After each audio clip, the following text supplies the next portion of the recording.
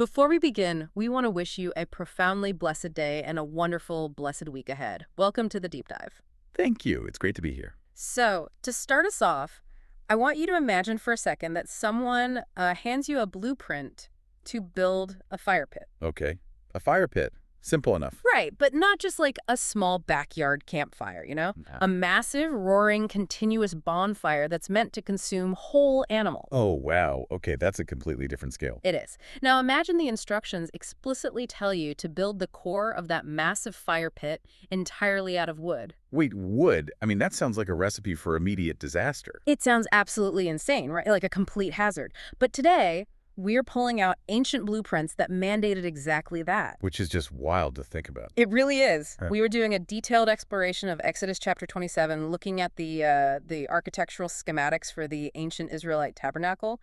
And our guides for this journey are two incredibly detailed scholarly texts. Right, the Holman Study Bible and the NAA Study Bible. And just as a quick note for you listening today, our goal here isn't to endorse any specific theological viewpoint from these sources. Right, we're keeping it neutral. Exactly.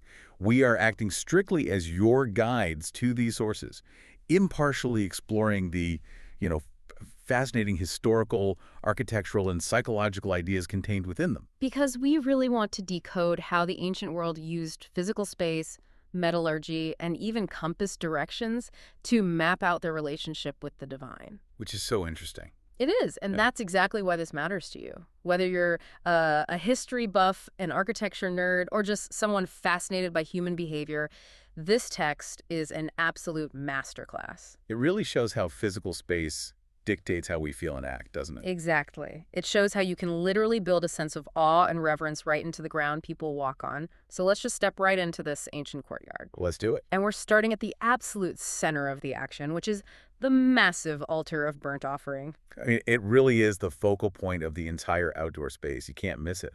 No, you really can't. The text goes to great lengths describing its construction. It says it's made of acacia wood, overlaid entirely with bronze. Right.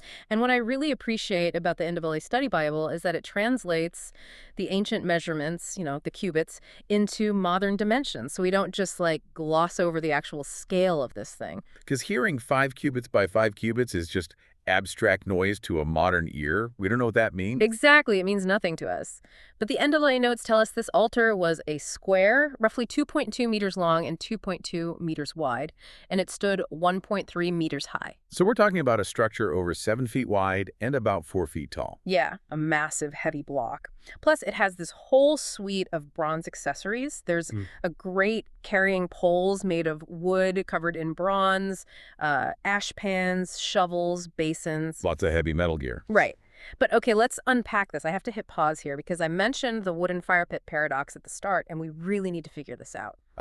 The structural issue. A glaring one. We have a wooden box designed to host massive roaring fires. And even with a thin bronze overlay, bronze conducts heat. It does very well, actually. Right, and eventually it would melt, and wood obviously burns. So it seems like the ultimate ancient fire hazard.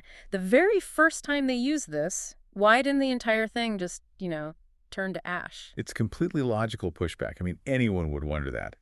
But the solution reveals some genuinely brilliant ancient engineering. Okay, I'm listening. So the Holman source points out a crucial detail in the text that we often just read right past. The altar was deliberately constructed to be hollow. Hollow. So wait, it's not a solid block? That's It's right. essentially just an empty box with no top and no bottom. Precisely.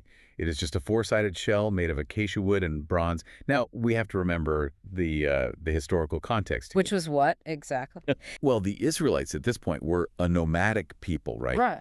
They were wandering through the harsh terrain of the Sinai Peninsula. So when they set up their camp, they didn't just light a fire inside an empty wooden box. That would still burn it down. Exactly. Instead, they took this hollow shell, placed it on the ground, and filled the inside completely with earth and stones from whatever location they were currently camped in. Oh, wow. Yeah. And then the actual fire was built on top of that packed earth and stone. Okay, that completely flips the mental picture. So the wood and the bronze are essentially just acting as a highly decorative retaining wall for a huge mound of dirt. Exactly. And the earth absorbed all that intense radiating heat, completely protecting the wooden frame from burning. That is so smart. It is. Furthermore, using acacia wood was a highly calculated choice. Acacia trees survive in incredibly harsh, arid desert conditions. So the wood is tough. Extremely dense. It's practically indestructible, and it's highly resistant to insects. So you have this rugged, desert-tested wood acting as the frame, and the earth acting as the thermal insulator. Okay, the physics of that makes total sense now. But it also seems to solve a massive logistical nightmare. Oh, definitely. Because if you made an altar that size out of solid bronze, it would weigh tons. It would be entirely impossible to move across a desert. And portability was literally life or death for a nomadic nation. When it was time to pack up the camp, they didn't have to haul a massive stone or metal monument. They just dumped the dirt out. They literally just emptied out the dirt, picked up the relatively light hollow shell using those bronze-covered carrying poles, and marched on. That's brilliant. It is. But what's really fascinating here is that this clever engineering trick simultaneously fulfilled a strict theological mandate. A mandate from earlier in the text? Yeah, Like well, what? so back in Exodus chapter 20, the text says God explicitly commanded the Israelites to make an altar of earth for him. Oh, an altar of earth. So by filling this hollow bronze shell with earth, every single time they set up camp, they were... Literally building an altar of earth wherever they went. Wow. Yeah, they were obeying the letter of the law, but dressing it up in this formal, majestic, transportable architecture. Form meeting function, meeting theology. It's a brilliantly designed portable paradox. So, okay, you have this massive earth-filled, heat-absorbing base. Right. But the text doesn't just describe a flat grill. It dictates these very specific features rising out of the four corners, which brings us to the horns. Oh, yes, the most visually striking part of the altar. By far. Without a doubt, the instructions demand distinct horns on the four corners, and importantly, they had to be crafted as a single, continuous piece with the rest of the altar. Yeah, you couldn't just, like, bolt them on afterward. Exactly. They're structurally integral. Yeah. But I'm really trying to understand the psychological impact here. Like, why horns? That's a great question. Are we talking about the ancient equivalent of a lightning rod for divine power? Or is it more of a visual keep-out sign for the average person? Well, it operates on a few different levels, both symbolic and visceral. If we synthesize the historical context from both the Holman and the NAA sources, we find that horned altars were actually deeply embedded architectural language in the ancient Near East. Oh, really? So it wasn't just an Israelite thing? Not at all. Archaeologists have uncovered numerous stone altars from various surrounding cultures that feature these exact same distinct protrusions on the corners. So if you lived in the ancient world, you would immediately recognize what this shape meant, even if you weren't an Israelite. Absolutely. In the ancient mind, horns, specifically thinking of the horns of a wild ox or a ram, were the ultimate, undisputed symbols of raw power, strength, and authority. That makes sense. Animals with horns are dangerous. Right. So by integrating them into the altar, the architecture is implicitly communicating the undeniable, fierce power of the divine presence. But, you know, they weren't just symbolic. They had a practical use. They had highly specific, rather messy functions in the daily ritual life of the camp. Messy in what way? Like, what did they actually do with them? Well, practically speaking, the Psalms mention using thick cords to physically bind the sacrificial animal to the horns of the altar to keep it in place. Oh, wow. Okay? And furthermore, during certain purification rituals, the priests were actually required to take the blood of the sacrifice and physically smear it directly onto these horns. That paints an incredibly stark picture. Just imagine bronze catching the bright desert sun, but it's stained with blood. Yeah, it's intense. It commands your attention completely. I mean, it visually forces you to look at the reality of the sacrifice. It really does. But here is where the concept of the altar takes a dramatic turn in ancient society. Okay, how so? Those blood-stained horns served as a literal point of political and physical sanctuary. Wait, sanctuary? Like a modern embassy where you can run in and claim political asylum? Very similar mechanism, yes. Hmm.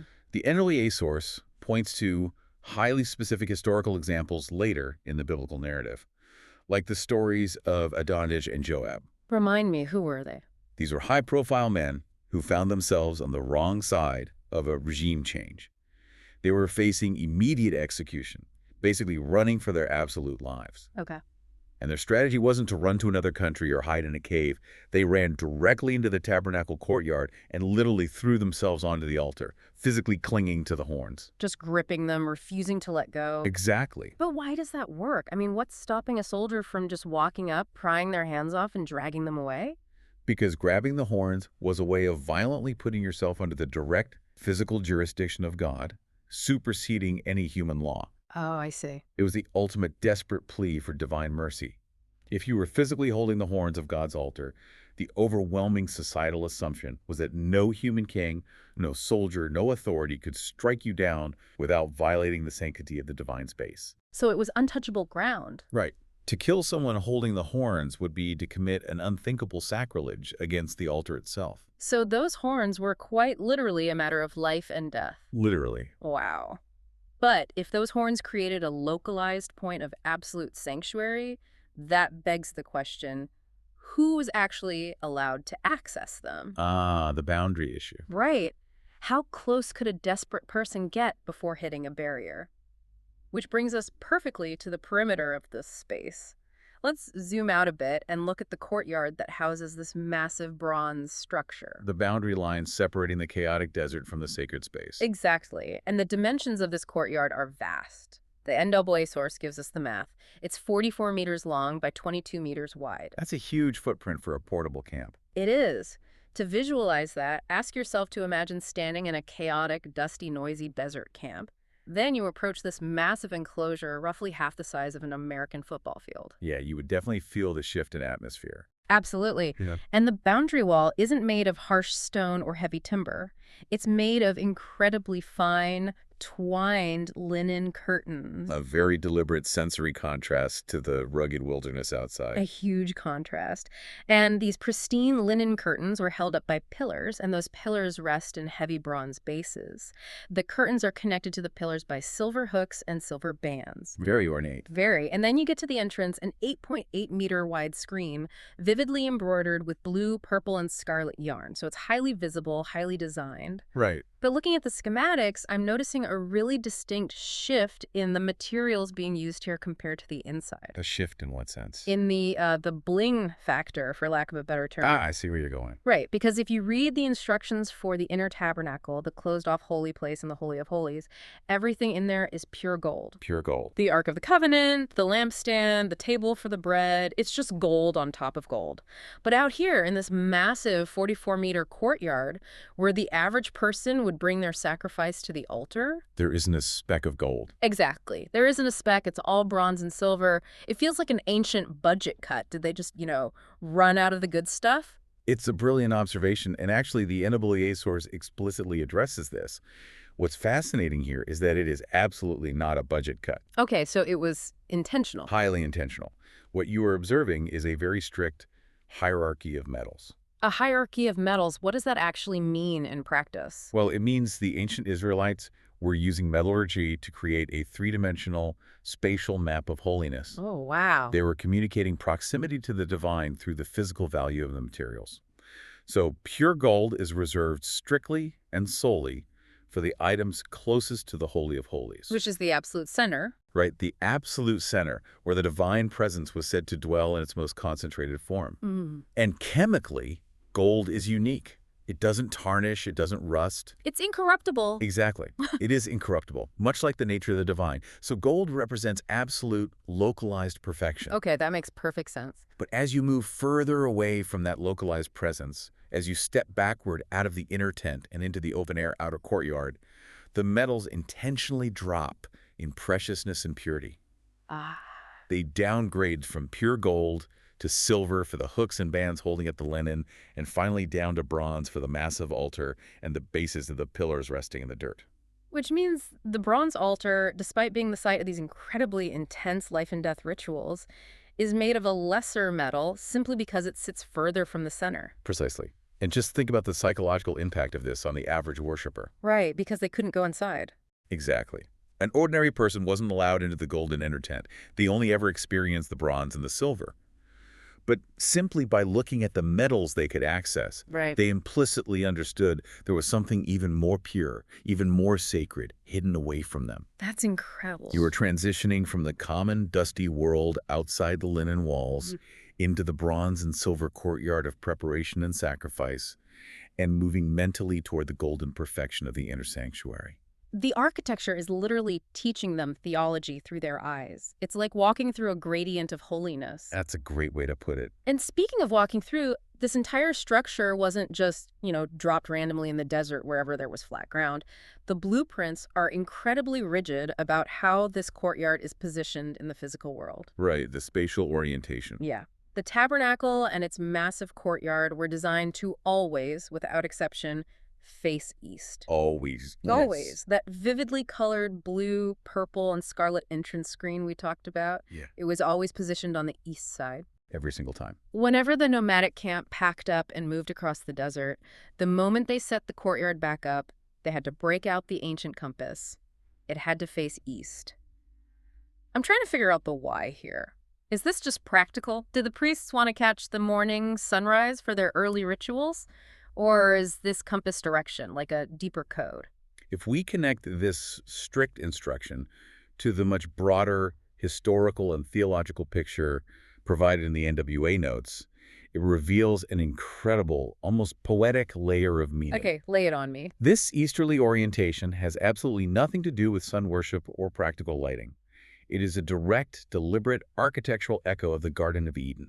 Eden? Wait, how does an embroidered gate in the middle of a desert connect to the Garden of Eden? You have to look at the narrative in the book of Genesis. Yeah. After humanity's rebellion, Adam and Eve were exiled from the garden, right? Right. The text specifically notes that God placed cherubim with flaming swords on the east side of the garden to guard the way back to the tree of life. So they were kicked out toward the east. Exactly. Humanity was pushed eastward, out of the perfect sanctuary, out of the direct presence of God. Let me just stop you there for a second, because we need to clarify something for the modern listener. Yeah. When you say cherubim, we need to throw out the Renaissance paintings of, like, chubby babies with little bird wings playing harps, right? Absolutely. Forget the babies. In the ancient Near Eastern context, cherubim were terrifying, composite, sphinx-like guardian creatures. They were monsters. They were imposing, lethal boundary keepers. They stood at the eastern gate of Eden, ensuring humanity could not re-enter. Okay, so the exile happened toward the east, meaning the locked entrance back into Eden is facing east. Exactly. Now bring that back to the tabernacle blueprints. By forcing the worshipers to enter the courtyard from the east, meaning they are physically walking westward toward the bronze altar, westward toward the golden Holy of Holies, Oh my God. the architecture is subtly forcing them to act out a story of redemption. Every single time an Israelite brought a sacrifice and walked through that eastern linen gate, they were symbolically walking back toward a restored Eden. They were geographically reversing the exile. Yes, they were walking past the boundary, back into the presence of the divine.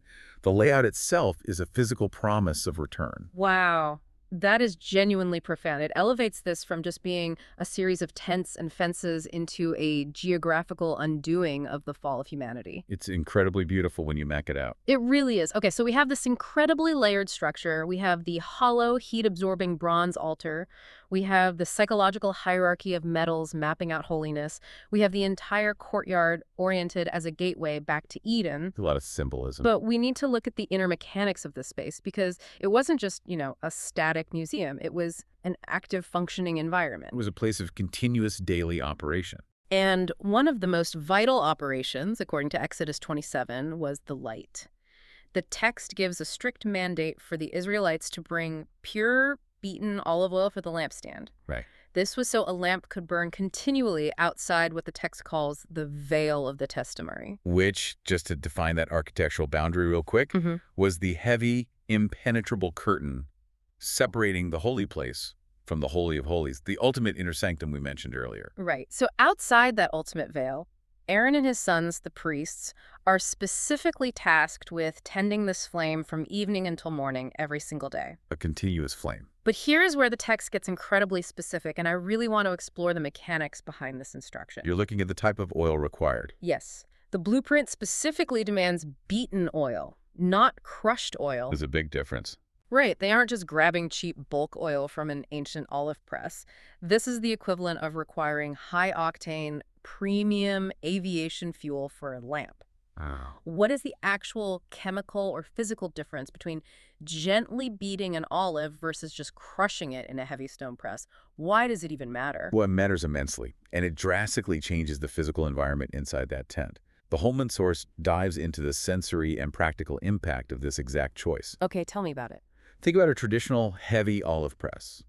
When a massive millstone rolls over a batch of olives, it crushes absolutely everything. The soft flesh, the tough skins, and crucially, the hard, bitter pits inside. It just pulverizes the whole thing into a paste. Exactly. And when you crush the pits and skins, you release a massive amount of impurities, complex lipids, and bitter tannins into the extracted oil. Gross. Yeah, it's not the best quality.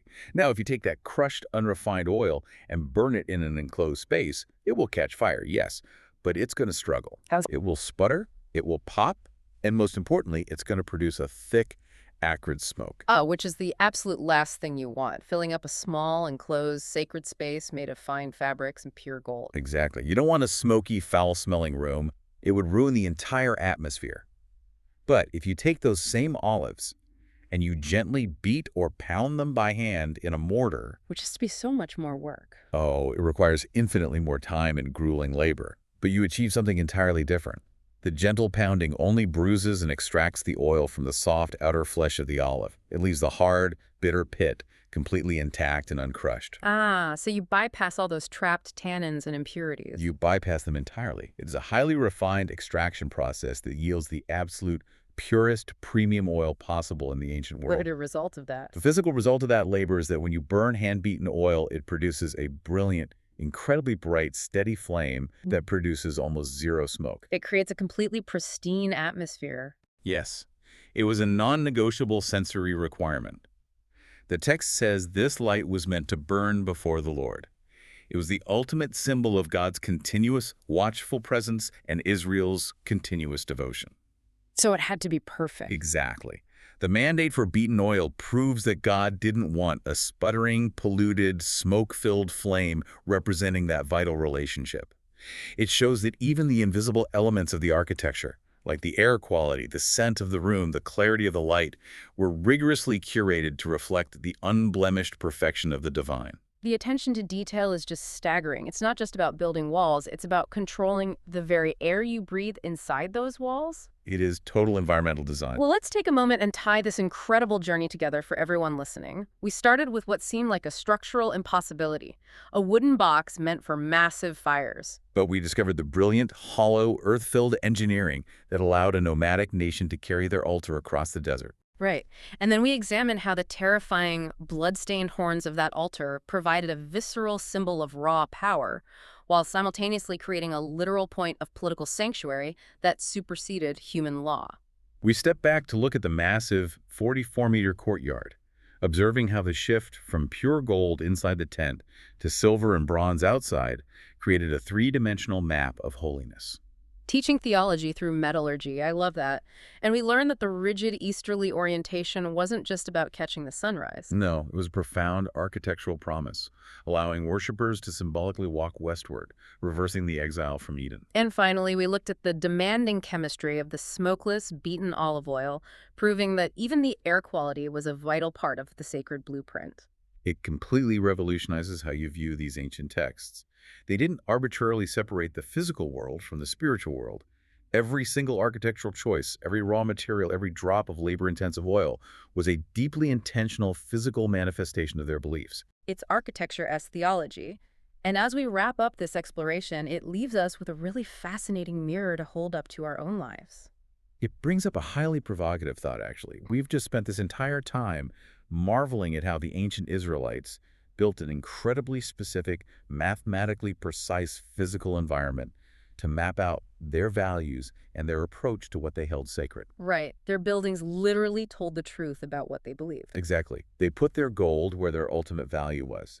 So imagine if an archaeologist from the distant future came back and excavated the spaces you inhabit every single day. That's a wild thought. If they dug up your homes, your corporate offices, your city skylines, your public squares, what would the physical materials, the scale, and the layout say about what modern society holds sacred? If they mapped our hierarchy of metals, what would they assume is at the center of our holiest places? That is a staggering question to mull over the next time you walk through your front door or look out at a city skyline. What exactly are the modern altars we are building? Thank you for joining us on this deep dive into Exodus 27. As we part ways, remember that God blesses all of you listening today. Take care and see you next time.